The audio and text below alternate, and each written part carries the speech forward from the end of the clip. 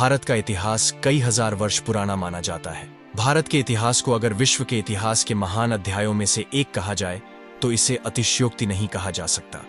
इसका वर्णन करते हुए भारत के पहले प्रधानमंत्री जवाहरलाल नेहरू ने कहा था, विरोधाभासों से भरा लेकिन मजबूत अदृश्य धागों से बंधा।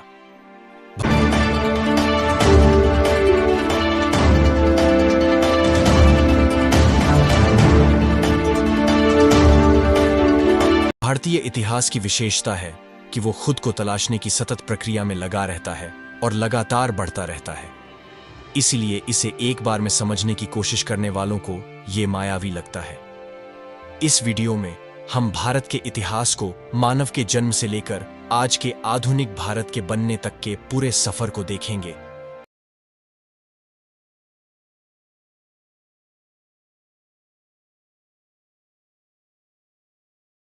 अब शुरुआत होती है भारत के अर्ली हिस्टोरिकल पीरियड। इस काल की शुरुआत वैदिक काल से होती है। प्राचीन भारत के इतिहास में वैदिक सभ्यता सबसे प्रारंभिक सभ्यता है, जिसका संबंध आर्यों के आगमन से है। माना जाता है कि आर्यों का एक वर्ग भारतीय उपमहाद्वीप की सीमाओं पर 2000 ईसा पूर्व के आसपास पहुंचा, लेकिन आर्यों के भारत में आने का न तो कोई पुरातत्व उत्खननों पर आधारित प्रमाण मिला है और न ही डीएनए अनुसंधानों से कोई प्रमाण मिला है। इसीलिए आधुनिक विद्वान यह मानने लगे हैं कि वैदिक सभ्यता भारत में ही शुरू हुई थी और आर्य भारतीय मूल के ही थे। आर्य लोग खानाबदोश गडेरियों की भांति अपने जंगली परिवारों और पशुओं को लिए इधर से उधर भटकते रहते थे। इन लोगों ने पत्थर के नुकीले हथियारों से काम लेना सीखा। इसी समय कृषि का आविष्कार हुआ। आर्य ही संसार में सबसे प्रथम कृषक थे। आर्यों की भाषा संस्कृत थी और धर्म वैदिक धर्म या सनातन धर्म के नाम से प्रसिद्ध था। बाद में विदेशी आक्रांताओं द्वारा इस धर्म का नाम हिंदू पड़ा। इस काल की जानकारी हमें मुख्यतः वेदों से प्राप्त होती है, जिसमें ऋग्वेद सर्वप्राचीन होने के कारण सर्वाधिक महत्वपूर्ण है। संस्कृत उनके द्वारा बोली जाने वाली सबसे प्राचीन भाषाओं में से एक थी। आर्य मुख्यतः उत्तरी भारत के मैदानी इलाकों में रहते थे। इस कारण आर्य सभ्यता का केंद्र मुख्यतः उत्तरी भारत था। यही वह समय था जब महावीर और बुद्ध का आगमन हुआ।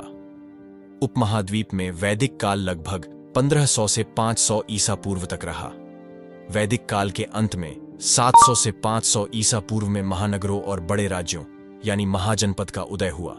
महा शब्द का अर्थ है महान और जनपद का अर्थ है किसी जनजाति का आधार।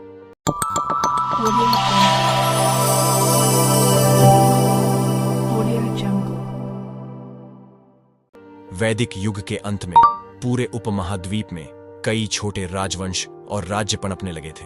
ये सभी महाजनपद आज के उत्तरी अफगानिस्तान से बिहार तक और हिंदू कुश से गोदावरी नदी तक में फैला हुआ था। उस समय संपूर्ण भारत में एक ही मुद्रा प्रचलित थी।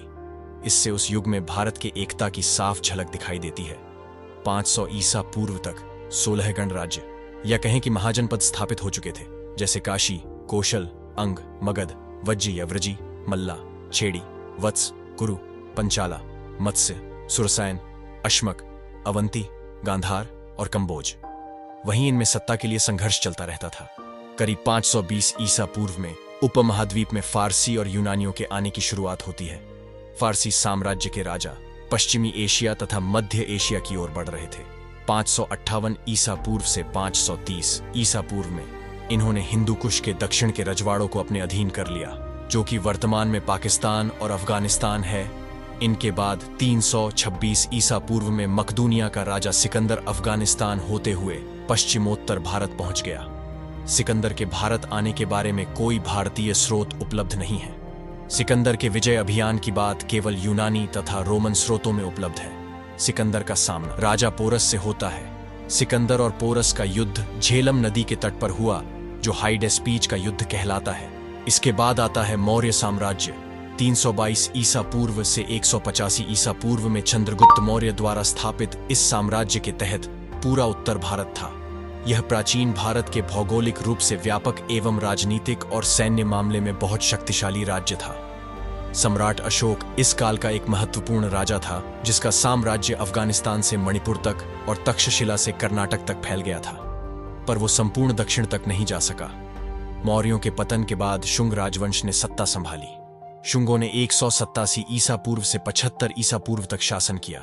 180 ईस्वी के आरंभ से मध्य एशिया से कई आक्रमण हुए, जिनके परिणाम स्वरूप उत्तरी भारतीय उपमहाद्वीप में Indo Greek, Indo Scythian, Indo Parthian और अंततः कुषाण राजवंश स्थापित हुए। तीसरी शताब्दी के आगे का समय, जब भारत पर गुप्त वंश का शासन था, भारत का स्वर्णिम काल कहलाया। व्यापार के लिए मध्य एशिया खुला, सोने के सिक्कों का चलन और साका युग का प्रारंभ हुआ। कनिष्क इस वंश का सबसे प्रतापी राजा था। कनिष्क ने 78 ईस्वी से 101 ईस्वी तक राज किया।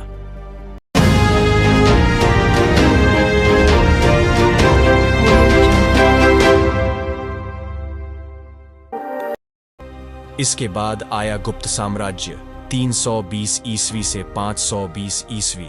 इस काल में चंद्रगुप्त प्रथम ने गुप्त साम्राज्य की स्थापना की। उत्तर भारत में शास्त्रीय युग का आगमन हुआ। समुद्रगुप्त ने अपने राजवंश का विस्तार किया। 500 ईस्वी से 606 ईस्वी का समय। इस युग में हूणों के उत्तर भारत में आने से मध्य एशिया और ईरान में पलायन देखा गया। उत्तर में कई राजवंशों के परस्पर युद्ध करने से बहुत से छोटे राज्यों का निर्माण हुआ। 606 ईस्वी से 647 ईस्वी का समय। इस समय हर्षवर्धन के शासनकाल में प्रसिद्ध चीनी यात्री हेन त्सांग ने भारत की यात्रा की। हूणों के हमले से हर्षवर्धन का राज्य कई छोटे राज्यों में बंट गया। यह वह समय था जब डेक्कन और दक्षिण बहुत शक्तिशाली बन गए थे। दक्षिण राजवंश 500 ईस्वी से 750 ईस्वी। इस दौर में चालुक्य, पल्लव और पंड्या साम्राज्य पनपा और पारसी भारत आए।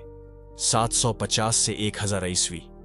इस समय उत्तर भारत और डेक्कन में कई शक्तिशाली साम्राज्यों का उदय हुआ था, जिनमें पाल, प्रतिहार और राष्ट्रकूट सबसे महत्वपूर्ण थे। राष्ट्रकूट साम्राज्य सबसे लंबे समय तक चलने वाला साम्राज्य था, जो अपने समय में सर्वाधिक शक्तिशाली भी था। इसी दौर में राजपूत कुलों का उदय हुआ। इस अवधि में ही भारत पर तुर्कों का आक्रमण हुआ। 8वीं सदी में सिंध पर अरबों का अधिकार हो गया। यह इस्लाम का भारत में प्रवेश माना जाता है। 962 ईस्वी में दक्षिण एशिया के हिंदू और बौद्ध साम्राज्यों के ऊपर सेना द्वारा, जो कि फारस और मध्य एशिया से आए थे, व्यापक स्तर पर हमले होने लगे। इनमें से महमूद गजनवी ने सिंधु नदी के पूर्व में तथा यमुना नदी के पश्चिम में बसे साम्राज्यों को 997 ईस्वी से 1030 ईस्वी तक 17 बार लूटा। इसके बाद गौर वंश के सुल्तान मोहम्मद गौरी ने उत्तर भारत पर योजनाबद्ध तरीके से हमले करना आरंभ किया। 12वीं सदी के अंत तक भारत पर तुर्क, अफगान तथा फरसी आक्रमण बहुत तेज हो गए थे। मोहम्मद गौरी के बारंबार आक्रमण ने दिल्ली सल्तनत को हिलाकर रख दिया। 1192 ईस्वी में तराइन के युद्ध में दिल्ली के चौहान वंश के शासक पृथ्वीराज चौहान पराजित हुए और इसके बाद दिल्ली की सत्ता पर पश्चिमी आक्रांताओं का कब्जा हो गया। हालांकि मोहम्मद गौरी पृथ्वीराज को हराकर वापस लौट गया, पर उसके गुलामों ने दिल्ली की सत्ता पर राज किया और आगे यही दिल्ली सल्तनत की नींव साबित हुई। ये 5 वंश थे: गुलाम वंश, खिलजी वंश, तुगलक वंश, सैयद वंश तथा लोदी वंश। इनमें से पहले 4 वंश मूल रूप से तुर्क थे और आखिरी अफगान था। अब भारत में शुरुआत होती है मुगल वंश की। फरगाना वैलर, जो कि आज का उज्बेकिस्तान है, कि तैमूर और चंगेज खान के वंशज बाबर ने सन 1526 में खैबर दर्रे को पार किया और मुगल साम्राज्य की स्थापना की, जहां आज अफगानिस्तान, पाकिस्तान, भारत और बांग्लादेश है। बाबर ने दिल्ली के सुल्तानों में आखिरी सुल्तान इब्राहिम शाह लोदी को पानीपत के पहले युद्ध में हराया। बाबर के बाद मुगलों की कई पीढ़ियों ने भारत पर शासन किया। मुगल वंश अगले 300 वर्षों तक चला। सन 1600 तक मुगल वंश ने ज्यादातर भारतीय उपमहाद्वीप पर राज किया। इसी समय दक्षिण पूर्वी तट से पुर्तगाल का समुद्री व्यापार शुरू हो गया था। बाबर का पोता अकबर धार्मिक सहिष्णुता के लिए विख्यात हुआ। उसने हिंदुओं पर से जजिया कर हटा लिया। 1659 में औरंगजेब ने इसे फिर से लागू कर दिया। केंद्रीय और दक्षिण भारत में शिवाजी के नेतृत्व में मराठे शक्तिशाली हो रहे थे। कहा जा सकता है कि मुगल वंश के पतन का कारण मराठा ही थे। औरंगजेब ने दक्षिण की ओर ध्यान लगाया तो उत्तर में सिखों का उदय हो गया। औरंगजेब के मरते ही 1707 में मुगल साम्राज्य बिखर गया।